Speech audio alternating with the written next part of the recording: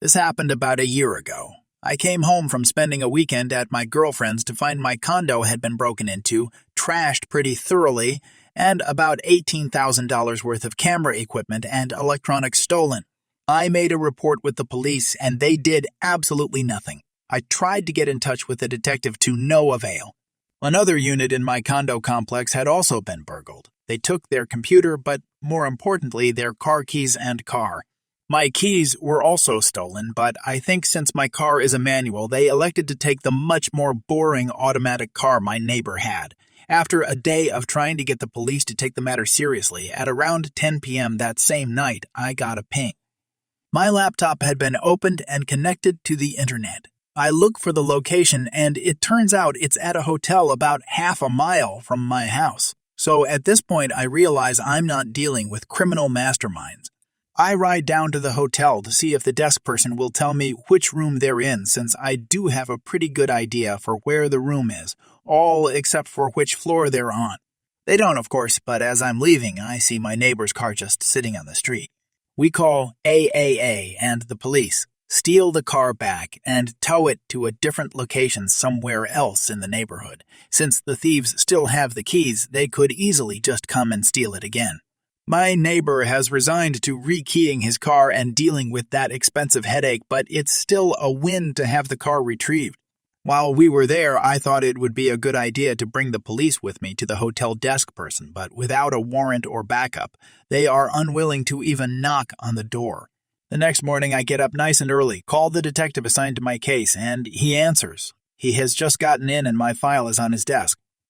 I tell him what I know and ask if it's a good or bad idea to go to the hotel and wait for them to leave so I can confront them and maybe get some of my stuff back. He says, "That's a terrible idea, so that's exactly what I do." This forces his hand somewhat, and he ends up meeting me at the hotel with his partner. Just as I was introducing myself, 3 young males walked past the lobby, one of which was wearing my backpack. I say, "Hey, there goes my backpack," and the detectives detain the young men and find my laptop, my iPad, another laptop, still unknown, and a set of keys. Now, I don't know what probable cause really is, but 3 guys walking out of a hotel room with $3,000 worth of my stolen goods seems like it should be. But no, they knock on the door but don't enter. Sucks, but I have insurance and that ended up covering it. Now, for the revenge part. Only one guy was carrying anything stolen, so he faces a pretty massive receiving stolen property charge and pleads out to a year in jail. Not bad, right?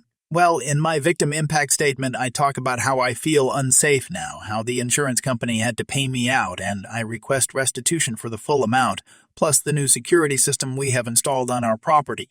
The suspect is staring daggers at me. Apparently, in the interrogation, he was incredibly angry and completely at a loss for how he got caught. I'm happy enough to fill in the courtroom with those details, and I give an interview to a local paper, so whenever anyone Googles his fairly distinctive name, all this comes up. I have a protection order against him, and he's scheduled to be released soon, but with my new security system, I don't think I'll be having any problems in the future, and maybe he learned a valuable lesson. Probably not, but the felony on his record should be a nice reminder. Don't break the law, jerks. I was working as a civilian with the U.S. military overseas, and I lived off base in an apartment complex popular among the U.S. military. One morning, I accidentally hit another soldier's vehicle. Upon exiting the vehicle, I noticed that both our vehicles were what you could call a hoop tie. A hoop tie is an old car that is pretty beat up that has been passed around from service to service member, and they generally sell for $1,000, $2,000. I also recognized that I was at fault for the accident. It was a very minor accident. His rear bumper was dented slightly. But I could hear both our cars still running. I approached the driver who had already gotten out, and he was in uniform, and I apologized and said if it was all right with him, I'd like to negotiate a payment that I will pay him in cash and we don't involve the authorities. I wanted to keep this simple. I'll be honest, the accident was so minor, I honestly expected him to say, "Nah, man, it's good, but even if he wanted some money, I'd have paid him." I have always been of the opinion that if you have a fender bender and can negotiate agreeable terms between both the parties, It's best to not involve insurance police. He told me he wanted to call the police. I said we could call the police, or we could go on base together and I could give him $300. He said that wasn't enough, so I upped my offer to $500. He proceeded to punch me in the face. It was a sucker punch. He got into his car and took off and in the process nearly ran me over. Now I had a black box in my car which recorded everything. I went to the provost marshal office on base, the police station, and reported the accident and the assault and showed the MP the footage. They used his license plate to track him down. I was also asked if I wanted to involve the local authorities and press criminal charges off base.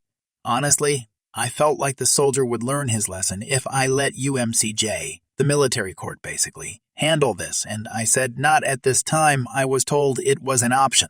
The end result was the soldier in question got 60 days of extra duty, reduction in rank, and forfeited a portion of his paycheck. Essentially, if he dealt with that, this would have been the end of the whole ordeal. Honestly, at this point, I assumed our little ordeal was over. A few days after his punishment was decided on, which was not long after the incident itself, I was in the commissary grocery store on base, shopping, when the soldier who assaulted saw me and began to insult me.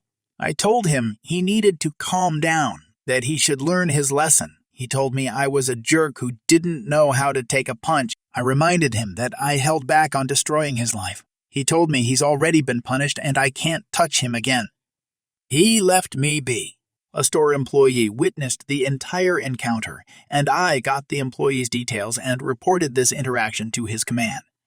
His commander told me he had been ordered to not interact with me and would take action. His commander also recommended that I involve the local authorities since this soldier obviously isn't learning his lesson.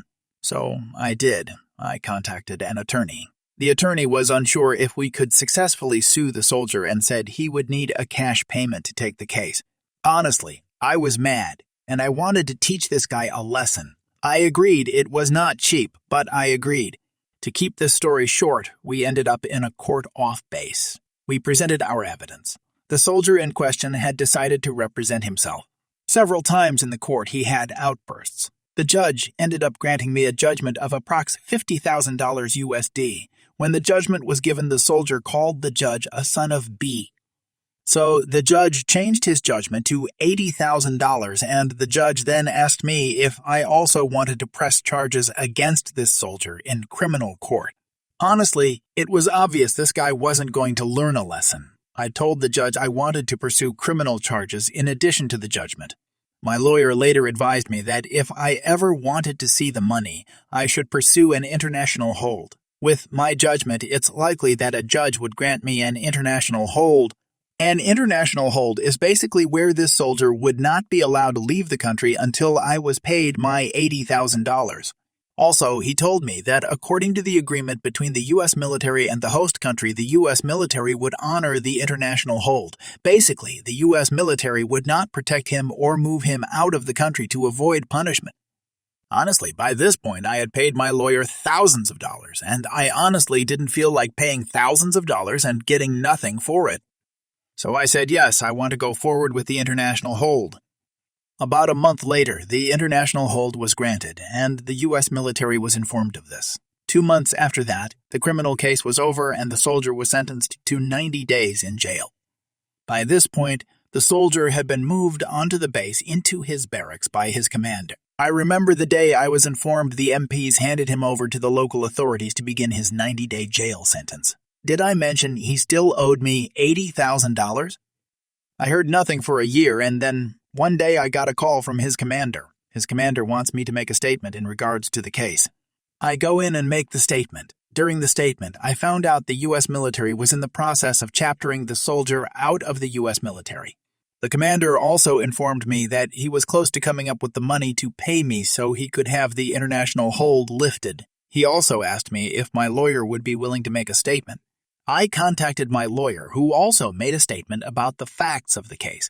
A few weeks later, his ex-wife contacted me. When this all started, I knew he was married. Guess his wife decided to divorce him. She informed me that her ex-husband had the money and needed the details on how to pay me. I provided her the details. And a few days later, I got the payment and contacted his ex-wife to inform her I had been paid. She then asked me to send a receipt so he could have the international hold lifted and returned to the States. I asked her how he got the money. She said he maxed out his credit and also had family help out. Also during this conversation, I had found out the Army had chaptered him out of the military. I sent her the receipt, and that was the last I ever heard from his side.